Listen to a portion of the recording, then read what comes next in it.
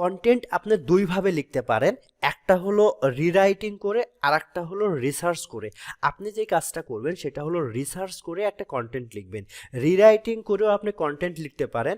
Rewriting করার জন্য কিছু টুলস আছে, এই টুলসের হেল্প নিয়েও কিন্তু আপনি কন্টেন্ট লিখতে পারেন। যদি আপনাকে এক্সাম্পল হিসেবে কয়েকটা দেখাই, জাস্ট এখানে সার্চ দিবেন কন্টেন্ট রিরাইটার। কন্টেন্ট রিরাইটার লিখে যদি সার্চ দেন দেখবেন এখানে অনেকগুলো টুলস আসছে। এই যে এখানে দেখেন একটা আসছে আর্টিকেল রিরাইটিং টুল, এই যে এইটা, এরকম কিন্তু অনেক টুলস আসবে। এই টুলসের মাধ্যমে কিন্তু আপনি কন্টেন্টগুলো লিখতে পারবেন। সাপোজ এইটাতে যদি আপনি আসেন, এটা ওপেন করলেন, আপনি স্মল এসইও টুলস এটা ওপেন করলে, এর পাশাপাশি আপনারা কিন্তু চ্যাট জিপিটি দিয়েও কন্টেন্ট রাইটিং করতে পারবেন। এই জিনিসটা আপনার কাছে ক্লিয়ার হয়ে যাবে যখন ওয়েব 2.0টা শিখবেন। যখন ওয়েব 2.0টা শিখবেন তখন ওইখান থেকে আপনি শিখতে পারবেন যে চ্যাট জিপিটি দিয়ে আপনি কিভাবে কন্টেন্ট লিখবেন। একটা কথা মাথায় রাখবেন সবসময়, যখন আপনি কন্টেন্ট লিখবেন আপনি রিরাইট করে লিখতে পারেন, চ্যাট জিপিটি দিয়েও লিখতে পারেন, বাট সেখানে আপনি হিউম্যান টাচ দিবেন। হুবহু কোনো কিছু ডুপ্লিকেট করবেন না। যদি আপনি হিউম্যান টাচ দিয়ে লিখতে পারেন তাহলে কিন্তু আপনার ওই কন্টেন্টটা একটা পারফেক্ট কন্টেন্ট হবে। মনে করেন কোনো একটা জিনিস আপনি রিরাইট করতেছেন, রিরাইট মানে হলো যে জিনিসটা আছে ওই জিনিসটাকে আবার লিখবেন। আপনি মনে করেন এখান থেকে এতটুকু জিনিস আপনি রিরাইট করবেন, এটা জাস্ট কপি করে আপনি যদি এই যে টুলসটা আসছে এই টুলসটাতে এসে, এই যে এই টুলসটাতে এসে কন্ট্রোল ভি দিবেন, দিয়ে জাস্ট আপনি যদি বলেন যে রিরাইট করে দাও, তখন সে কিন্তু সুন্দর করে আপনার এই কন্টেন্টটা রিরাইট করে দিবে। ঠিক আছে, এই কন্টেন্টটা সে রিরাইট করে দিবে। এক নাম্বার। এইটার জন্য আরেকটা টুলস আছে যে টুলসটা মোটামুটি ভালো ফ্রি এর মধ্যে, সেটা হলো কুইলবোর্ড প্যারাফ্রেজিং টুলস। আপনি চাইলে ওইটাও ব্যবহার করতে পারেন। এবং পাশাপাশি দেখেন এখানে লেখা আছে আর্টিকেল রিরাইটিং, এইটা অনেক পপুলার একটা টুলস, এইটার নাম হলো স্মল এসইও টুলস। এইটাও কিন্তু সেম ভাবে আপনার ওই কন্টেন্টটা রিরাইট করে দিবে। আপনি যেই কন্টেন্টটা রিরাইট করতে চাচ্ছেন ওই কন্টেন্টটা এখানে দিয়ে দিবেন, দিয়ে নিচে আসবেন, নিচে এসে রিরাইট আর্টিকেল লিখবেন, ওই কন্টেন্টটা টোটালি সে রিরাইটিং করে দিবে। এবং আপনি এখান থেকে কিন্তু চেক গ্রামার করতে পারেন, গ্রামারলি এটা চেক করে নিতে পারেন।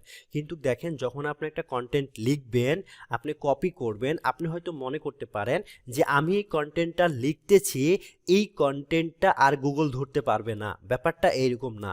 ব্যাপারটা হলো আপনি যখন একটা কন্টেন্ট লিখবেন, কোথাও থেকে যদি হুবহু কপিও করে নিয়ে আসেন, ওই কন্টেন্টটা যদি আপনার ওয়েবসাইটে দিয়ে দেন, গুগল কিন্তু বুঝতে পারবে আপনি কোথায় থেকে কপি করে নিয়ে আসছেন। এই যে কোথাও থেকে কপি করে নিয়ে আসছেন, এইটাকে বলা হচ্ছে আপনার প্লাগারিজম। প্লাগারিজম হলো, মনে করেন টোটাল আপনি একটা কন্টেন্ট লিখেছেন, ওই কন্টেন্টটা কত পরিমাণ ডুপ্লিকেট করেছেন, এটাকে বলা হচ্ছে আপনার প্লাগারিজম। মানে হুবহু যদি আপনি ডুপ্লিকেট করেন, সেই ডুপ্লিকেটটা ধরতে পারবে। আপনার কন্টেন্টের মধ্যে কিন্তু কোনো প্লাগারিজম আসবে না। এই প্লাগারিজমও চেক করতে পারেন আপনি সহজে স্মল এসইও টুলস দিয়ে।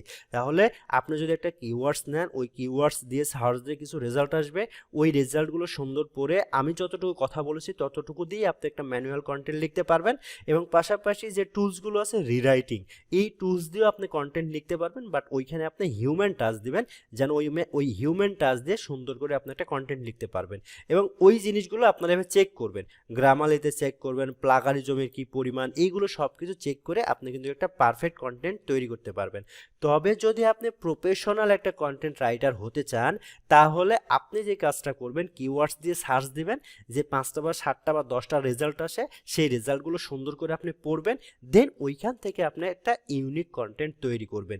এবং কন্টেন্ট কিভাবে তৈরি করবেন, এই যতটুকু আমি কথা বললাম, কন্টেন্ট যেভাবে তৈরি করবেন, এই জিনিসগুলোকে ফলো করে আপনি কিন্তু একটা কন্টেন্ট লিখতে পারবেন। এই ব্রাউজারে আপনি গ্রামারলি লিখবেন, এখানে মনে করেন গ্রামারলি, আমি ফ্রিটা আপনাকে দেখাচ্ছি, আমি পেইডটা দেখাচ্ছি না। ঠিক আছে, গ্রামারলিতে চলে আসবেন। জাস্ট এখানে যখন আপনি গ্রামারলি লিখবেন, আপনাকে এক্সটেনশন অ্যাড করতে বলবে, আপনি এক্সটেনশনটা অ্যাড করে নেবেন। অ্যাড করে নেওয়ার পরে যখন গ্রামারলিতে আসবেন, এইভাবে ফ্রি একটা জিনিস আপনাকে দেখাবে। এটা কিন্তু ফ্রি, এটা পেইড না। আর আপনারা যদি এটা পেইড নিতে চান তাহলে মান্থলি কিছু টাকা পে করতে হয়, ওইটার উপর ডিপেন্ড করে আপনি কিন্তু একটা পেইড পান। বাট আপনার এখন পেইড দরকার নাই, আপনি ফ্রিতে আসবেন। ধরেন এটা আসতেছে একটু, তখন ও কিন্তু চেক করে দিবে।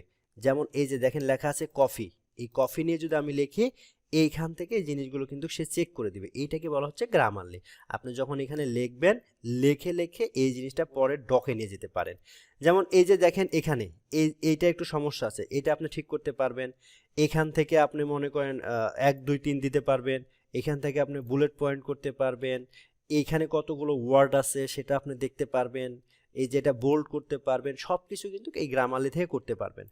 এইখান থেকে এই যে দেখেন এখানে লেখা আছে ওভারঅল স্কোর কত আছে, সবকিছু কিন্তু এখান থেকে আপনি মেনটেন করতে পারবেন। যখন একটা কন্টেন্ট কমপ্লিট হয়ে যাবে তখন ওইটা আপনি নিয়ে যাবেন আপনার ডক ফাইলে নিয়ে এসে ওই জিনিসটা আপনার ক্লায়েন্টকে আপনি দিয়ে দিবেন যে এইটা আপনার কন্টেন্ট। আর একটা জিনিস অবশ্যই জানেন, যখন একটা কন্টেন্ট লিখবেন আপনার কিন্তু একটা কিওয়ার্ডস থাকবে না, মেইন কিওয়ার্ডস থাকবে একটা, বাট ওইটার সাথে সাথে আরও অনেক কিওয়ার্ডস ছিল, ওই কিওয়ার্ডসগুলো প্লেস করে কিন্তু আপনি একটা কন্টেন্ট লিখবেন। এবং পাশাপাশি এলএসআই কিওয়ার্ডসটা আপনি অবশ্যই রাখবেন আপনার কন্টেন্টের মাঝে, কারণ এলএসআই দিয়ে কিন্তু অনেক সময় আপনার কন্টেন্টটা র্যাঙ্ক করতে পারবে।